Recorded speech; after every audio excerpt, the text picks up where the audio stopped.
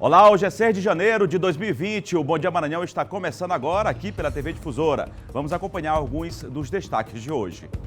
Cresce a preocupação dos moradores de áreas de risco em São Luís e Imperatriz com a chegada do período chuvoso. O medo é em relação a deslizamentos e alagamentos. Mês de janeiro também é mês de férias e as praias estão lotadas. Os banhistas devem ter cuidado com as queimaduras provocadas por caravelas.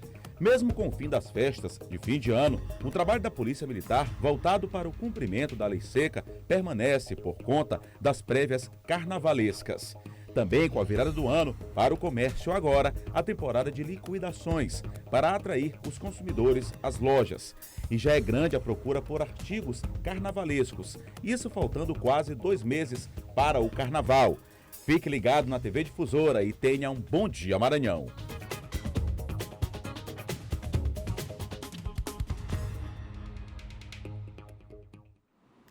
Pois é, muito bom dia a você. Você já percebeu que o programa hoje está recheado de informações, muitas notícias. Agora 7h01, mais uma edição do Bom Dia Maranhão que está começando aqui pela TV Difusora. Começando também a semana, a gente deseja uma ótima semana para você. Lhe convida mais uma vez a partir das 6 horas da manhã, ficar muito bem informado aqui na TV Difusora com o Bandeira 2, com o Silvan Alves e logo depois, coladinho a partir das 7 horas da manhã. Seguimos aqui levando muita informação para você, deixando você muito bem informado que nos acompanha em casa com muita responsabilidade com a informação, com a notícia. Notícias aqui da capital São Luís, região metropolitana, interior do estado. Aqui você fica muito bem informado. A gente só está começando a semana, que seja uma semana muito boa para todos nós, tá ok?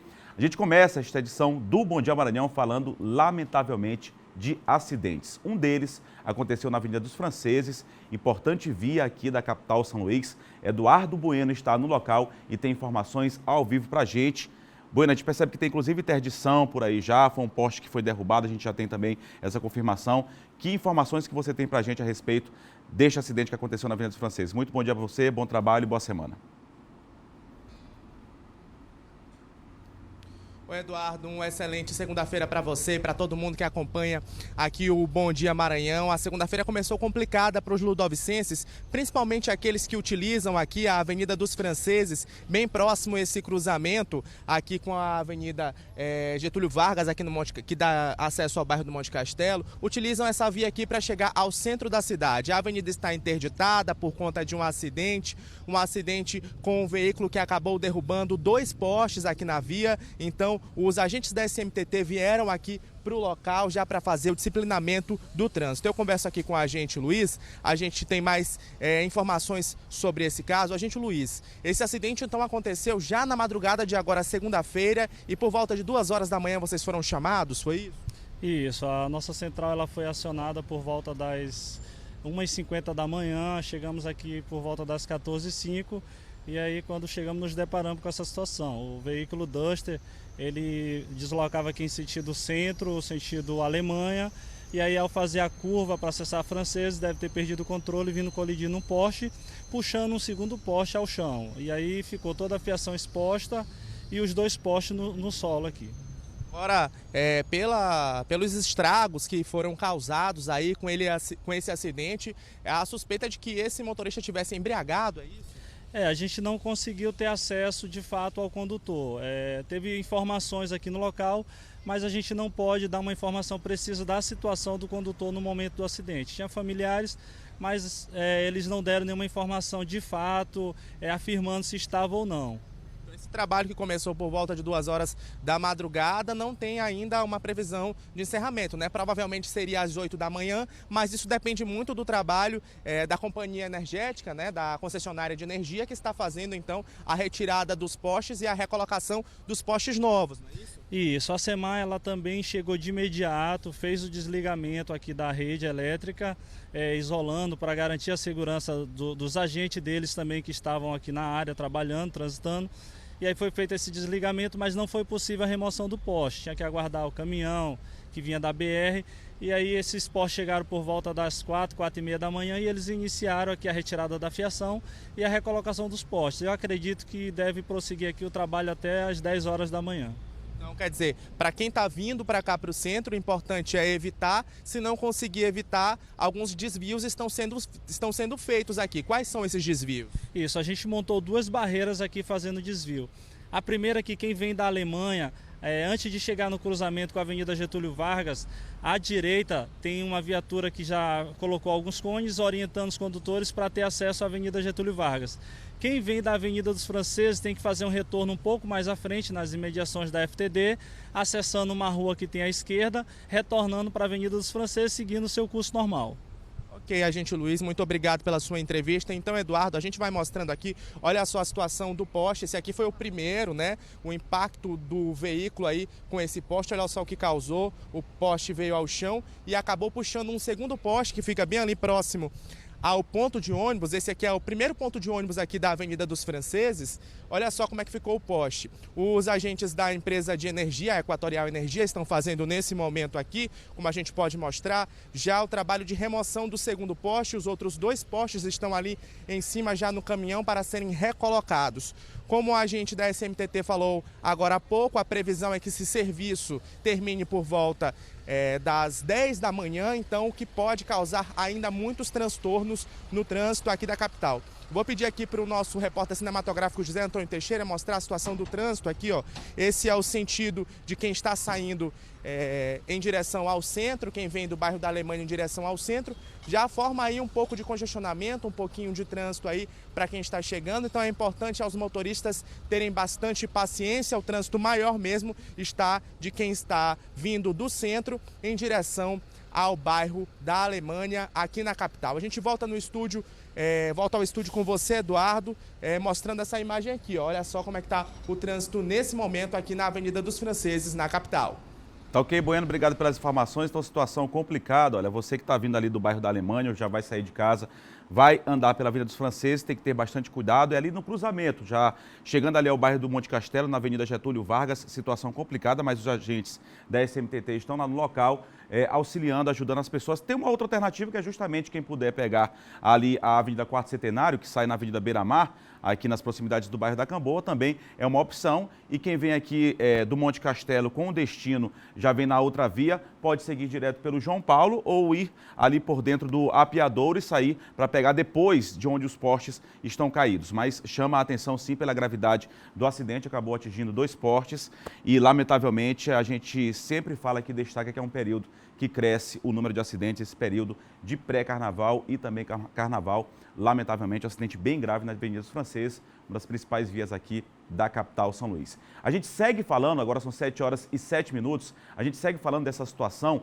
Aconteceu um episódio aqui na Avenida da Camboa, na região central da cidade. A gente está tentando contato com a Polícia Militar, que esteve no local e atendeu a ocorrência. Há possibilidade de ter sido, a gente inclusive tem imagens, há possibilidade de estar aí a vítima sendo resgatada em uma ambulância do SAMU. A Polícia Militar esteve no local, há possibilidade que tenha sido um acidente de trânsito, mas isso ainda não foi confirmado. A nossa produção está tentando contato com a Polícia Militar, pode ter sido, de repente, ocasionado por ferimentos, aí depois de uma briga ou acidente de trânsito, algum tipo de agressão. Isso ainda está sendo checado pela nossa produção. E o detalhe, o cão não sai 1 hora de perto da vítima. Provavelmente deve ser o cão da vítima, o cão dessa pessoa que acabou se acidentando ou foi vítima de algum tipo de agressão. E você percebe que até quando os socorristas do SAMU colocam a vítima dentro da ambulância, ele quase que entra dentro do veículo, né? Em momento algum, o cão deixa aí, sai de perto da vítima desse acidente de trânsito ou dessa agressão. A gente ainda está checando com a Polícia Militar, detalhe também importante aí para as imagens. Mas já foi agora, já nas primeiras horas da manhã desta segunda-feira, um outro acontecimento que aconteceu aqui na Avenida da Camboa, um fato que aconteceu aqui na Avenida da Camboa. Tá ok? Agora 7 horas e 9 minutos, a gente já está acompanhando o que aconteceu, deve informar você que está em casa ao longo da nossa programação, fora esse outro acidente que já aconteceu na Avenida dos Franceses, que a gente vai continuar repercutindo ao longo da programação aqui da TV Difusora. E olha, mesmo depois da demolição de uma casa na semana passada pela Prefeitura de São Luís, ainda existe a preocupação de moradores que vivem em áreas de risco nos bairros Sarina do Sacavém e também no Sacavém. Novos deslizamentos já foram registrados este ano na área, felizmente sem tanta gravidade como aos que ocorreram no ano passado. No Sacavém, a prefeitura demoliu uma casa e deve construir um muro de contenção para evitar novos deslizamentos. Só vai sair daqui agora as equipes depois que executar as obras. Ficou acordado, ele falou ontem, o pessoal estava trabalhando e acabaram de demolir. Agora ele falou que vai vir a equipe de engenharia que já vai começar a entrar no terreno para estar fazendo o muro e a galeria do córrego. É nesta área que no ano passado, pelo menos, 11 casas foram atingidas depois de um forte temporal. 5 tiveram perda total. As chuvas já começaram a cair com mais frequência desde o final do ano passado. E junto com elas vem a preocupação dos moradores, que vivem em áreas de risco. Dona Creusimar mora bem próximo à casa que foi demolida e há uma barreira. A casa dela foi uma das visitadas pela Defesa Civil. Eles já vieram aqui, né? A minha casa não tem problema nenhum. Corpo de bombeiro já veio, já fizeram análise, né? Outro problema já foi identificado aqui na Estrada da Vitória, também no bairro do Sacavém. Parte do asfalto já começou a ceder por conta das chuvas. Na parte de baixo são várias casas. Todos os anos, neste período, começa a preocupação. Para a Dona Francisca, já são 13 anos. Moro já aqui 13 anos, todo ano é reclamação da gente aqui, a população se reúne aqui, tudo, a gente faz isso aqui, como a gente já fez isso aqui, não adiantou. E agora de novo, agora não teve mais outra saída, os vizinhos se juntaram para fazer isso bem, para fechar isso aí, porque já desmoronou isso aqui e corre risco de novo que o baldrame ali já está rachado. O domingo também foi de trabalho para moradores da Estrada da Vitória, no Sacavém. A comunidade resolveu se unir para comprar material de construção e reforçar o chão e muro. Esse serviço aqui todo ano é desse jeito. Isso aqui é só para segurar. Porque isso aqui não vai segurar todo o inverno, mas vai suportar pelo menos um pouco. Domingo que a gente podia estar descansando em casa, está aqui nessa labuta aqui. Pois é, isso foi aqui na capital São Luís, só que essa preocupação com as chuvas, agora 7 horas e 12 minutos, em Imperatriz, na região Tocantina, moradores de alguns bairros da cidade também estão em alerta. Só que por lá o problema são os alagamentos nas comunidades próximas aos riachos que cortam o município. Como é que amanheceu a casa de vocês aí? O vídeo foi gravado pelo músico Davis Brau, no Parque Santa Lúcia.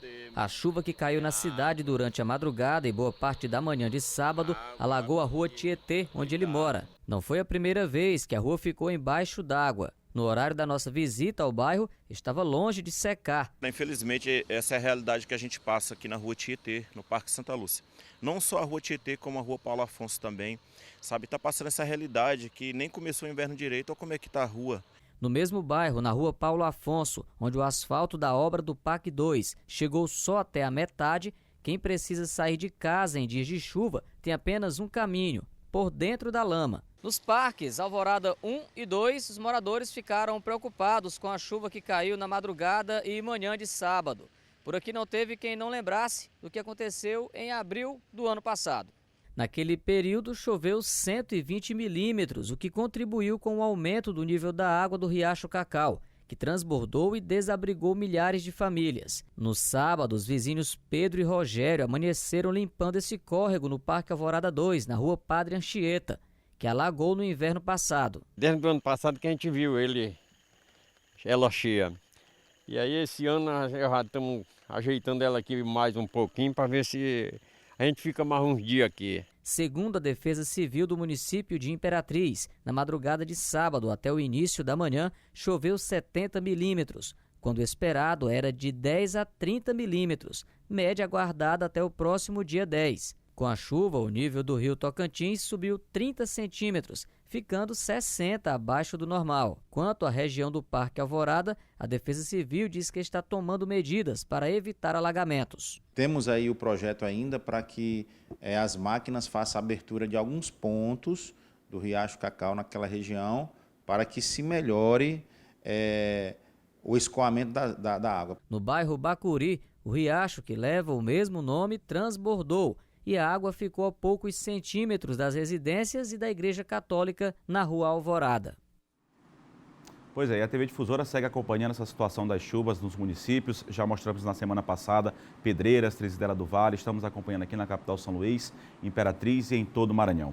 Agora 7 horas e 14 minutos, segundo o Corpo de Bombeiros, de agosto a janeiro é o período mais crítico em relação aos casos de queimaduras provocadas por caravelas. O alerta neste mês de janeiro é maior por conta do período de férias e as praias estão lotadas.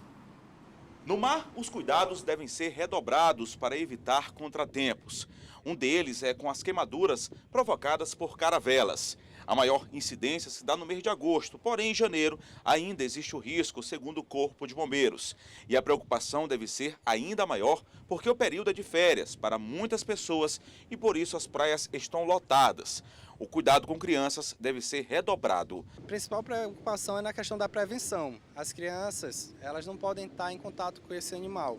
Então os pais devem orientar seus filhos que ao verificar a presença da caravela, que é um balãozinho roxo, elas devem se afastar por conta dos tentáculos, que emitem uma toxina na pele e vai causar uma queimadura biológica. De acordo com este tenente do Batalhão de Bombeiros Marítimos, os atendimentos realizados pelo batalhão relacionados às queimaduras por caravelas aumentaram consideravelmente em relação ao ano anterior e a tendência é que as ocorrências sejam ainda mais elevadas até o fim do período de férias. Enquanto 21 casos foram registrados em todo o ano de 2018, de janeiro a novembro de 2019, foram 40 ocorrências, quase o dobro do ano passado.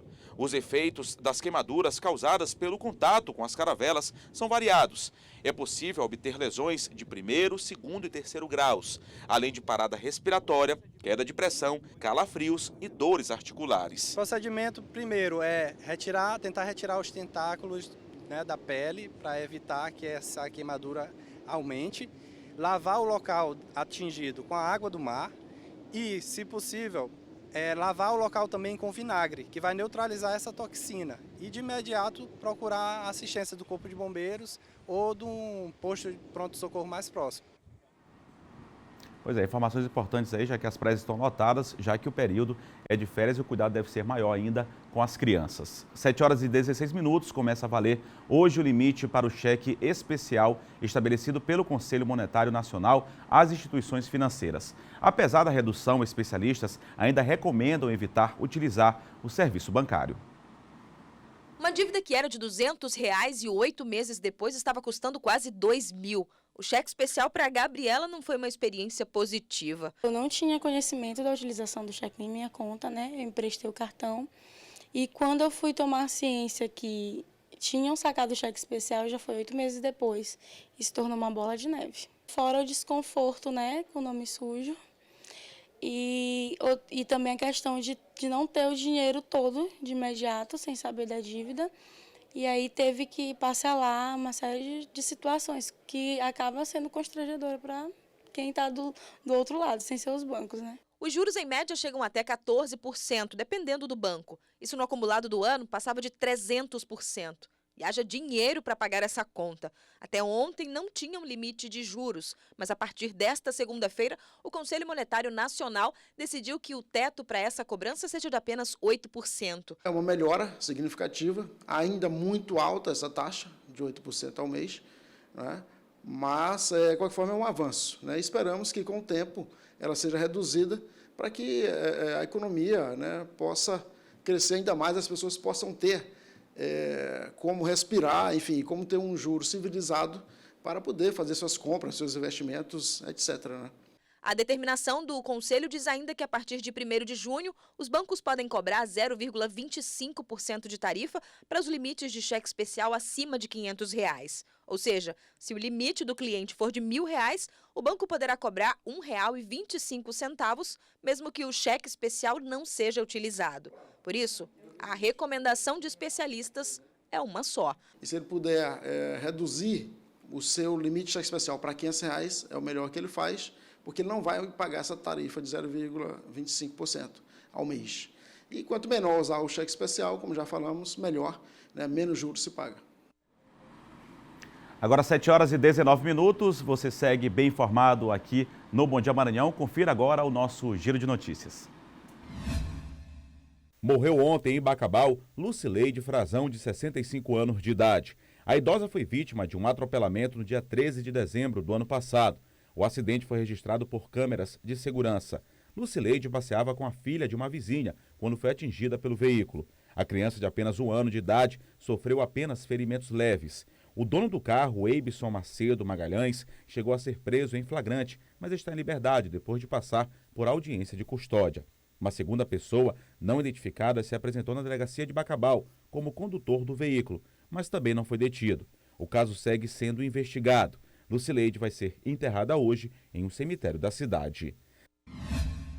Dezenas de pessoas saquearam uma carga de carne de um caminhão que caiu dentro do rio Tocantins, na divisa entre o Maranhão e o Tocantins. Segundo a Polícia Militar, o condutor do veículo teria perdido o controle ao subir na balsa, que faz a travessia do rio. Vários moradores nadaram até o local onde o caminhão estava, arrombaram a carroceria e levaram o produto. Saquear carga de veículo acidentado é crime previsto no artigo 169 do Código Penal Brasileiro. Começam hoje as inscrições dos candidatos aprovados no seletivo para o Instituto Estadual de Educação, Ciência e Tecnologia do Maranhão, o IEMA.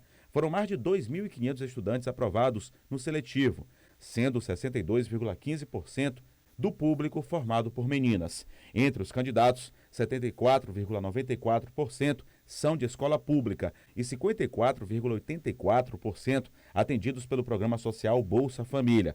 O candidato deve realizar a matrícula na unidade plena a qual foi selecionado. Após o período de matrículas, haverá a divulgação da lista de excedentes com vagas disponíveis a partir da desistência de candidatos aprovados no resultado final.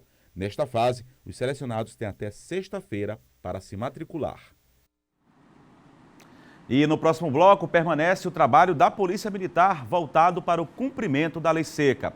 E mais, cresce o número de acidentes na região dos Cocais, é o que aponta balanço da Polícia Rodoviária Federal. Agora são 7h21. O Bom Dia Maranhão volta já.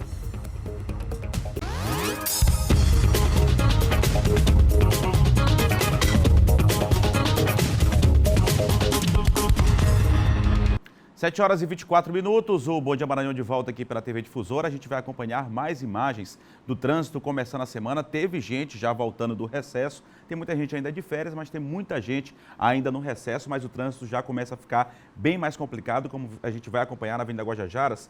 Teve um acidente, olha, você pode acompanhar agora nas imagens, bem no cruzamento com a Avenida Lourenço Vieira da Silva, outra importante via aqui de São Luís, um acidente, o carro provavelmente perdeu o controle da direção, quase colidiu contra o poste. Também já um agente da SMTT já no local para organizar o trânsito. Não está atrapalhando tanto, mas é preciso que as pessoas tenham cuidado. Quem vem naquela faixa da direita, ali no sentido Avenida Guajajaras, tem que ter um pouco mais de cuidado, já que a traseira do carro está pegando ali uma faixa da pista. Então aí, você que for transitar agora neste momento, ali olha, o carro branco aqui já está saindo, já a moto tem que ter um pouco mais de cuidado, porque justamente a traseira do veículo que acabou aí sofrendo o acidente está com a traseira aí na parte da pista, então o trânsito deve ficar um pouco mais complicado neste momento, olha. Retenção, congestionamento na Avenida Guajajaras, agora abriu o sinal, dá para perceber claramente que as pessoas têm que ter um pouco mais de cuidado, tranquilidade. Quem for transitar neste momento pela Avenida Guajajaras, bastante cuidado, justamente naquele cruzamento com a Avenida Lourenço Vieira da Silva, mais um acidente. A gente mostrou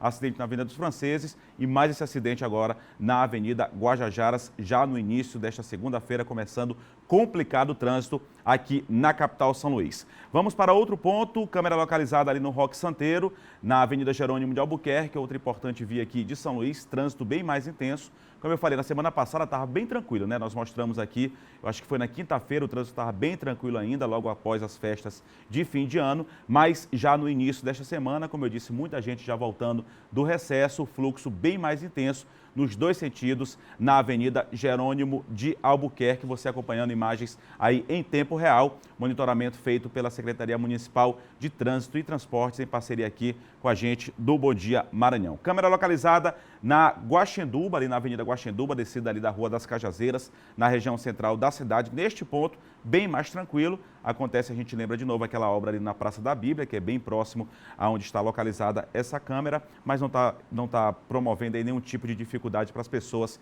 que estão transitando neste momento na região central da cidade. Então, quem vier pela Rua das Cajazeiras, na descida ali também da Avenida Alexandre Moura, da Praça Deodoro, não vai encontrar nenhum tipo de dificuldade no acesso ali também ao canto da Fabril.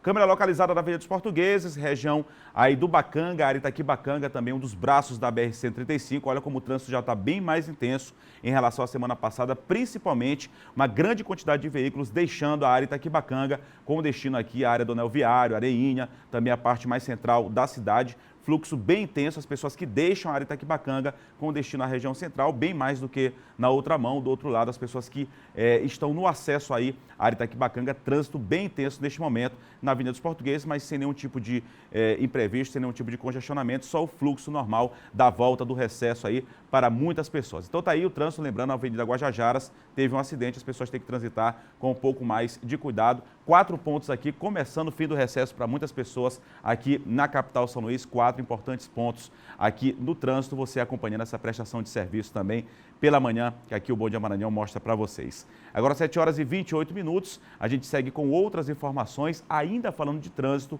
A Polícia Rodoviária Federal divulgou o balanço de todas as ações realizadas no ano passado na região dos Cocais. O número de mortes no comparativo entre 2019 e 2018 aumentou. Vamos acompanhar na reportagem.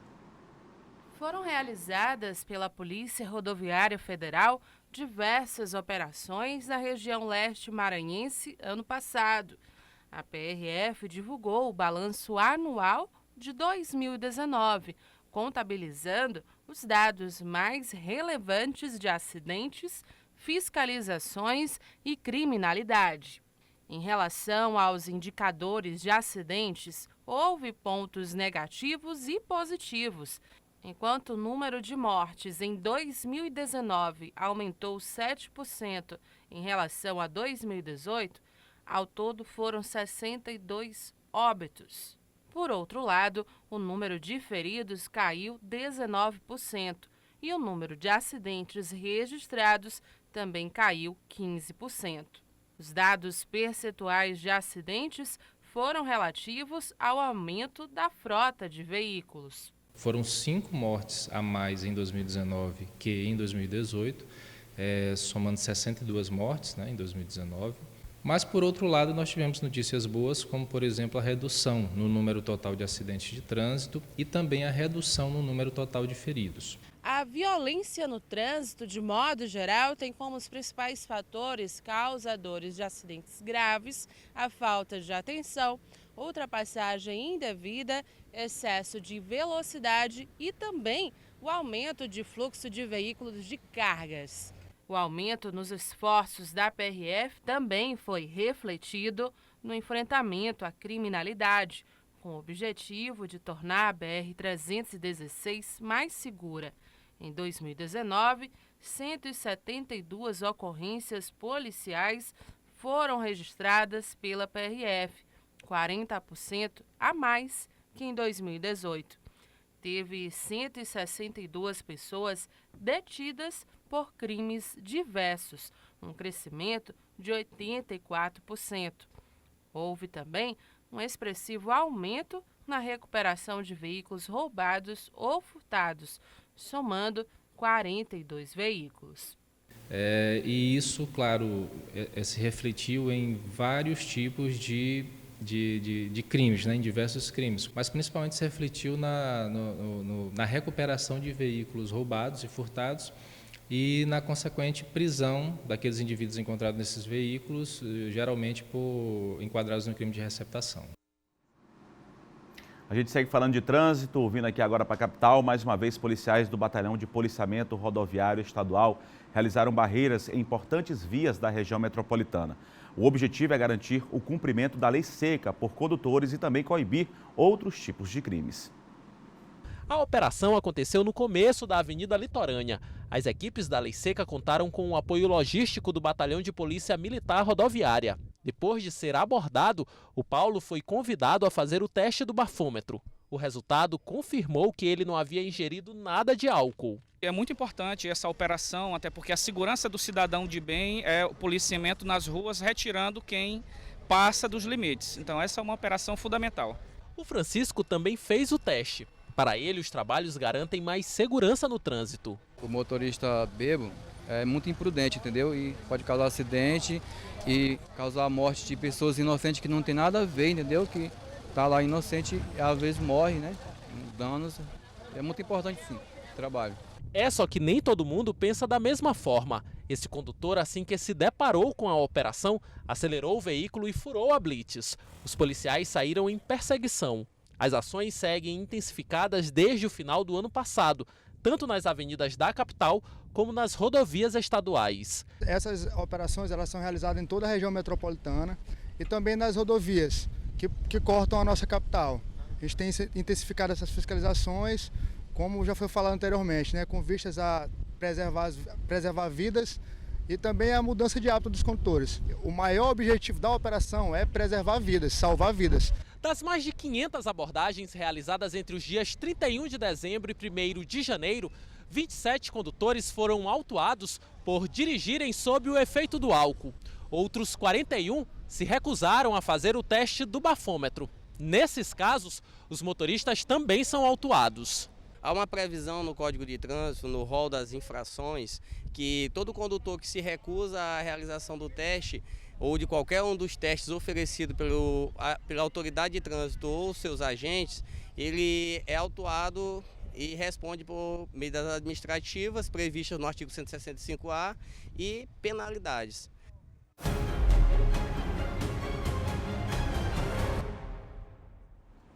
A gente segue falando de segurança aqui no Bom Dia Maranhão, já aqui comigo, Silvan Alves. Muito bom dia, Silvan, seja muito bem-vindo. Tudo bem, Eduardo? Bom dia a você, bom dia a todos. Silvan, a gente começa falando de um caso que aconteceu no município de Vargem Grande, que foi um caso de latrocínio que gerou muita repercussão e foi um caso bárbaro, né? Exato. Foi uma idosa aposentada, a dona Aldenora Lima Viana, ela tinha 85 anos e esse crime chocou a população lá de Vargem Grande porque ela foi asfixiada por estrangulamento, né? Os indivíduos acabaram sendo presos, a polícia deu uma resposta rápida. Natanael Ribeiro Viana, mais conhecido como Natan, e o Leonardo Guilherme Souza, conhecido como Jacaré. Os dois foram presos, confessaram a autoria do crime, que foi notadamente se apossar de objetos valiosos na casa da vítima. Eles reviraram tudo, levaram cartões, levaram documentos pessoais que foram encontrados inclusive em poder deles, na casa deles, depois que o crime foi elucidado. Geralmente, a causa maior desses crimes, Eduardo, ter uma motivação financeira. Os caras pensam que o aposentado tem um dinheiro guardado, que guarda dinheiro em casa. Então, hoje até isso ficou perigoso, né, para os aposentados, que não é lá muita coisa, o dinheiro da aposentadoria, mas eles pensam que tem muito dinheiro guardado e acabam cometendo esse tipo de crime. Ato covarde que foi praticado contra essa senhora. Silvan, a gente fala também aqui sobre um outro fato que tem gerado muita repercussão, que é a questão do sumiço de um arquiteto, né? A polícia está investigando o caso, os familiares também estão muito preocupados com essa situação, né?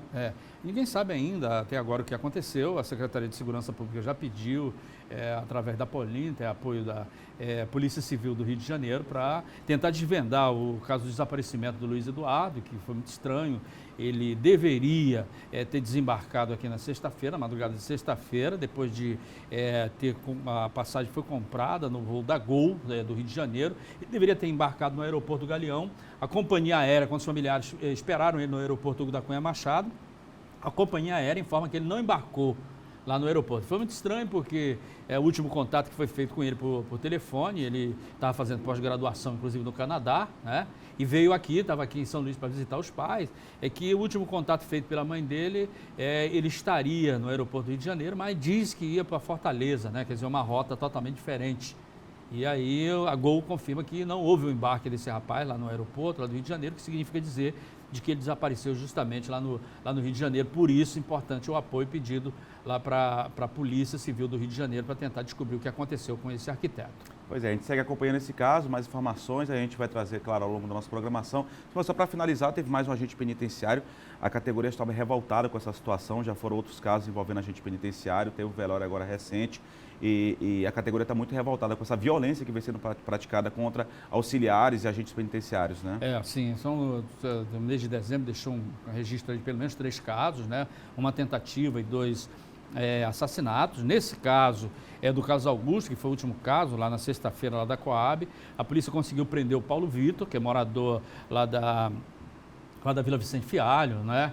ele nega, mas a moto que foi apreendida está no nome da esposa dele, que foi justamente a moto utilizada na prática do crime. O que a polícia quer entender é se há uma relação entre o caso da morte do casal Augusto, que é essa sexta-feira, com o caso que aconteceu lá na Vila Mauro Fecuri, que é o Magno, que também foi outro auxiliar penitenciário que também foi morto. E saber se há determinação de dentro da cadeia para que esses assassinatos estejam sendo orquestrados e cometidos aqui fora. Ok, a polícia vem acompanhando o caso. Bom retorno, Silvan. Feliz 2020 também para você, também viu? Para você, Eduardo. Grande abraço, Silvan. Boa Ótima semana para você, para nós todos. Agora são 7 horas e 37 minutos. A gente segue acompanhando o Bom Dia Maranhão e pacientes com dificuldade de locomoção do estado vão poder ser atendidos em casa. Eduardo Bueno tem mais informações a respeito deste assunto. Volta aqui conosco. Eduardo, quantas cidades serão atendidas?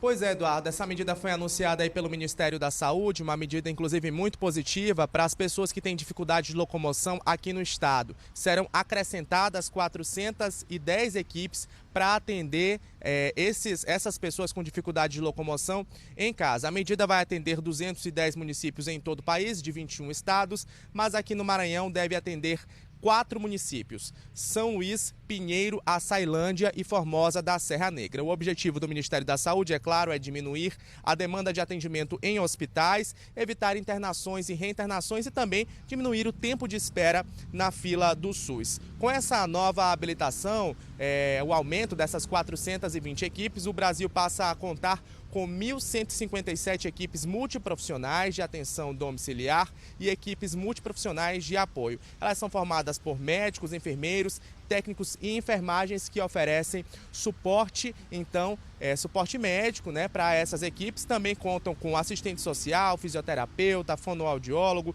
nutricionista, odontólogo, psicólogo, farmacêutico e terapeuta ocupacional. Eduardo, essa é a boa notícia, né, para começar essa semana. Então, os pacientes com dificuldade de locomoção desses 4 municípios, como eu já bem disse, São Luís, Pinheiro, Açailândia e Formosa da Serra Negra, vão poder contar com atendimento em casa. Esses municípios também vão receber um aumento nos recursos da saúde, da ordem aí de R$2 milhões.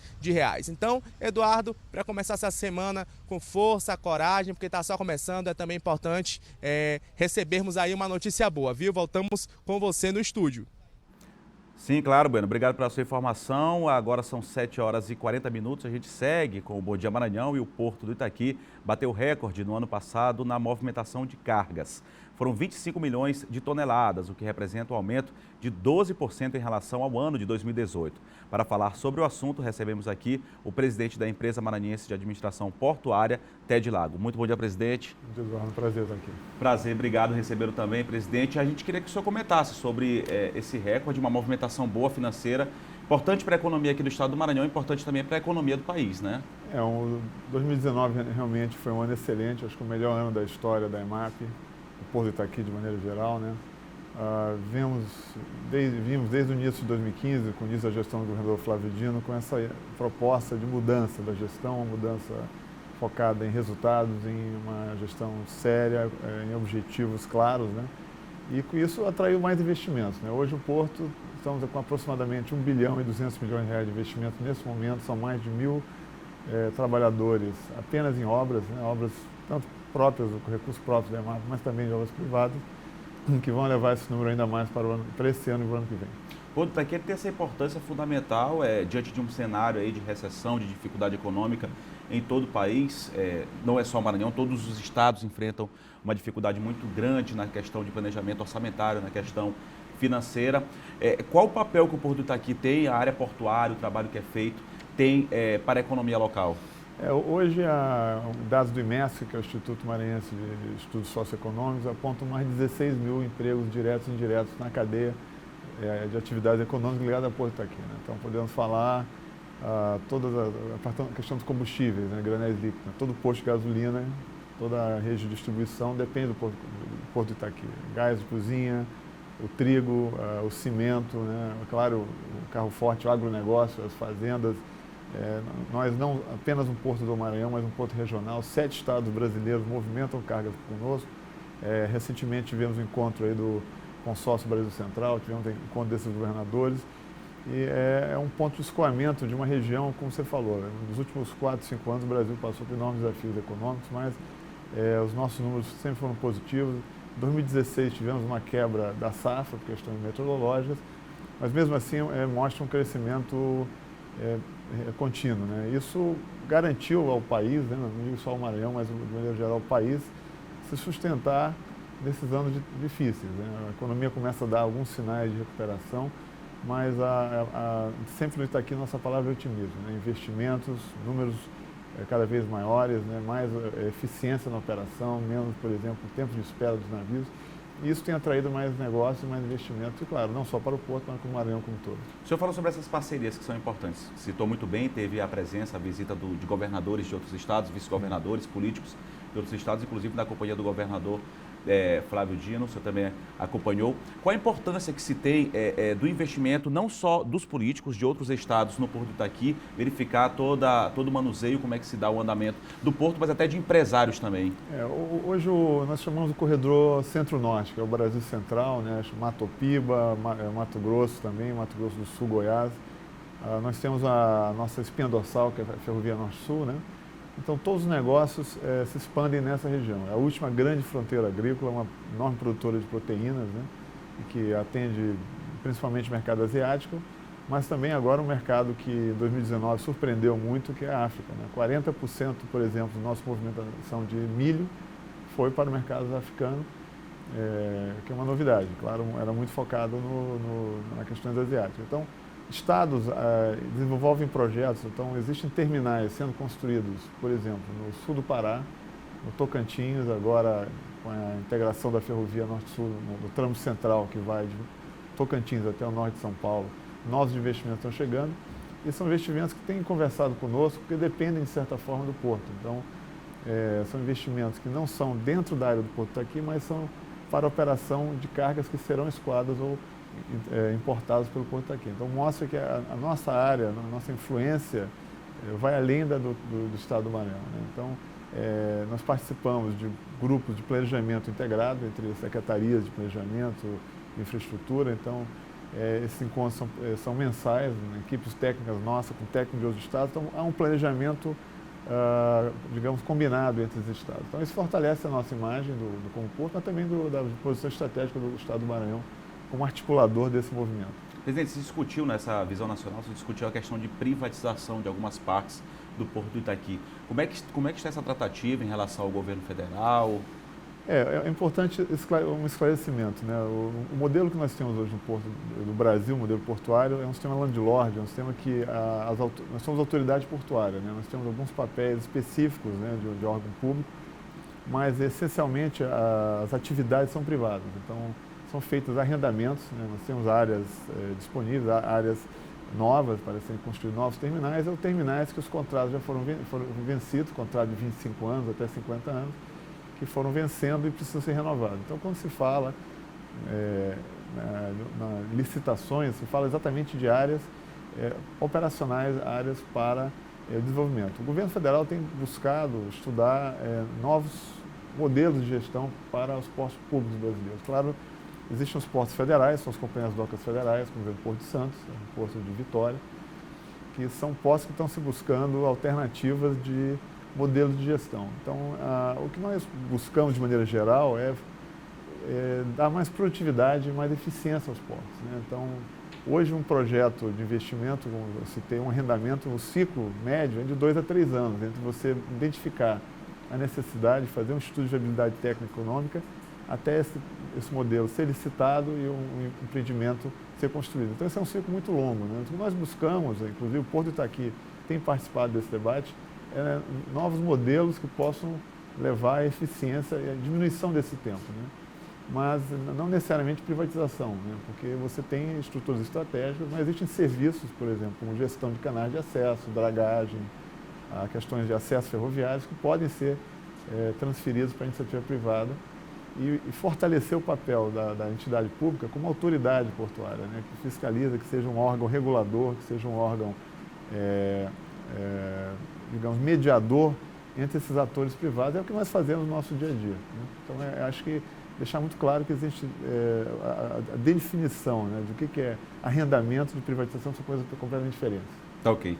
Eu conversei aqui com o presidente da EMAP, Ted Lago, muito obrigado pela sua presença, que seja um ano de 2020 próspero, também importante para a todo o setor portuário aqui do estado do Maranhão. Eu agradeço o convite, reforço também o convite para que visitem o Porto Itaqui, é um programa de visita às quartas-feiras e também acesse o nosso Instagram. Hoje atingimos 10 mil seguidores, então é @Porto Itaqui, lá você vai ter todas as informações do dia a dia, o que acontece, então faço esse convite a todos. Muito obrigado mais uma vez. Obrigado, presidente da EMAP, Ted Lago, a gente conversou com ele aqui no Bom Dia Maranhão. E no próximo bloco, com o fim das festas de fim de ano, para o comércio, a temporada agora é de liquidações para atrair os consumidores às lojas. E mais, tem os bastidores da política. Agora são 7h48, o Bom Dia Maranhão volta já já.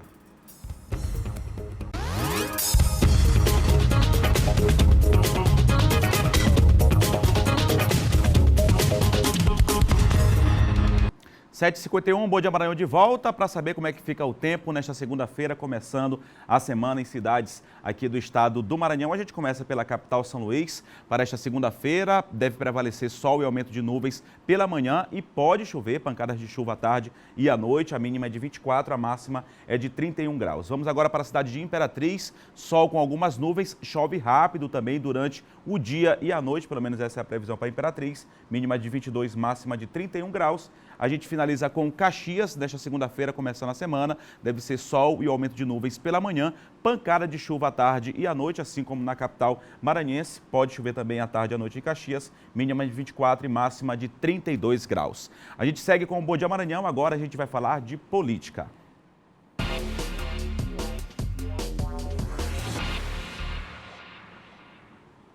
Para falar de política, como todos os dias, já está aqui comigo o John Coutrinha. Muito bom dia, John. Bom dia, Eduardo. Bom dia a todos. John, a gente começa com uma troca de farpas aí, né? Na verdade, foi uma resposta que o governador Flávio Dino deu após uma tuitada aí do deputado Marco Feliciano, em que envolveu o nome do governador Flávio Dino, não é isso? Ele continua rendendo aquele assunto, Eduardo, do Luciano Huck, né, da chapa Flávio Dino e Luciano Huck. O que aconteceu? O Marcos Feliciano, para quem não sabe, deputado federal, e um dos principais defensores do presidente Jair Bolsonaro. Aí ele postou na internet, está ali o Twitter dele, né? Ele posta na internet ali um comentário criticando, né, essa possível aliança aí do governador Flávio Dino com o Luciano Huck. Aí ele, na oportunidade, ele disse que o governador é comunista, né? É ateu. Chamou de ateu, né? Não disse que comunista, para ele todo comunista é ateu. O governador Flávio Dino respondeu também no Twitter, né? Ele se referiu ao deputado federal Marcos Feliciano como um parlamentar obscuro, né? E disse que reiterou os princípios constitucionais de que o Estado é laico, né? E sugeriu aí ao deputado que lesse a Constituição e mais a Bíblia. Ou seja, aí continua repercutindo, portanto, aí este assunto relacionado ao encontro que foi confirmado pelo governador dele com o Luciano Huck, mas ele disse que foi para tratar sobre pauta nacional, sobre Brasil, né? E que ele está conversando com todo mundo, isso é normal. Em relação à religião, Eduardo, o governador se declara católico, né? E é bom frisar o seguinte, nem todo comunista é ateu, tem comunistas aí, membros da esquerda, de várias matizes religiosas, inclusive evangélicos. O próprio PCdoB agora, aqui no Maranhão, criou um coletivo evangélico, portanto não dá para aí, né, generalizar que todo comunista é ateu, pelo contrário, hoje a grande parte deles hoje são cristãos. John, a gente fala agora sobre o ex-presidente Lula, que solicitou aí que o PT organizasse núcleos evangélicos nos estados, é isso? Ele percebeu aí, né, a grande fatia do eleitorado evangélico hoje no país, e o PT também quer entrar, né, quer inserir nesse debate e também determinou a criação desse coletivo. Vai ser difícil, né, porque a direita, o presidente Jair Bolsonaro já conseguiu aí ter digamos assim, uma inserção muito maior nesse nicho evangélico, mas o PT vai para as bases, vai tentar conversar, dialogar com alguns grupos evangélicos, com alguns núcleos, né, evangélicos das igrejas aí no país, no sentido de se aproximar mais, até porque o Lula, né, sempre foi um pouquinho hostil, né, em relação aos evangélicos, aos pastores, já criticou várias vezes as igrejas neopentecostais,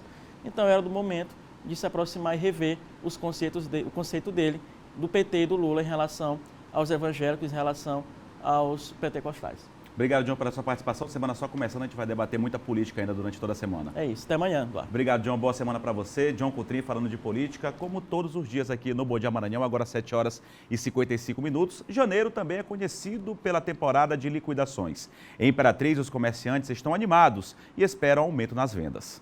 Pós-virada de ano e no centro comercial, o clima já não é mais intenso e aglomerado de pessoas. Mas ainda assim a circulação vai voltando a ser como era antes. É que após a temporada de compras por conta das festividades de Natal e Réveillon, os comerciantes agora têm a tarefa de alavancar as vendas novamente. O José foi à procura de algumas roupas. É que só agora que ele vai fazer a festa no quesito compras. Vou comprar umas bermudas, uns tênis, a melhorar mais a situação. Em Imperatriz, o comércio ficou fechado por pelo menos 2 dias, fator que acarretou em uma queda de 10% nas vendas. E a estratégia dos lojistas agora para superar esse percentual é apostar nas promoções. Esse início do ano a gente aproveita bem, porque já passou o período natalino, a gente entende que os clientes em janeiro guardam um pouquinho de dinheiro, né, nesse período de Natal, de festa de fim de ano, e guardam um pouco de dinheiro para vir gastar um pouquinho nesse saldo de balanço. E quem não gosta de uma boa promoção, não é mesmo? Além das tradicionais liquidações de janeiro, algumas lojas foram mais além e promoveram descontos que podem chegar até 70%. E as ofertas atingem todos os setores, de eletrodoméstico ao guarda-roupa. É um período muito propício à venda, tá? Eu acredito que o consumidor vai fazer ótimos negócios nesse começo de ano. Dessa forma, a mercadoria circula e os estoques são renovados para 2020. E quem mais ganha é o cliente. A pichincha tá bom, né? Mas aí para ganhar o dinheiro tá difícil, né? Mas tem que pichinchar um pouquinho, né? É isso aí, importante. O comércio de artigos de carnaval também já está aquecido. Feiras das lojas especializadas. São máscaras, acessórios e itens de decoração. Artigos de todos os preços e para todos os gostos também. Esta loja aqui, por exemplo, preparou o estoque com antecedência e os clientes começaram a surgir antes mesmo do ano começar. Desde o ano novo, foguete de carnaval, para quem gosta, já antecipou sua fantasia, seus acessórios, mas para quem deixou para a última hora e está procurando, só vem aqui encontrar bastante coisa.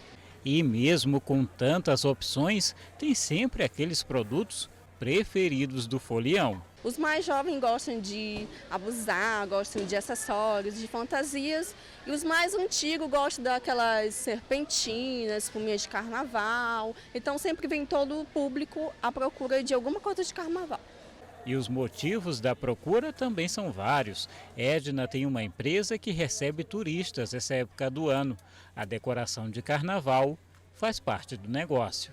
Ajuda a ficar no clima e claro que o pessoal vai ficar mais animado, né? Vai voltar, vai procurar um passeio e fazer a folia acontecer também, né? A bordo.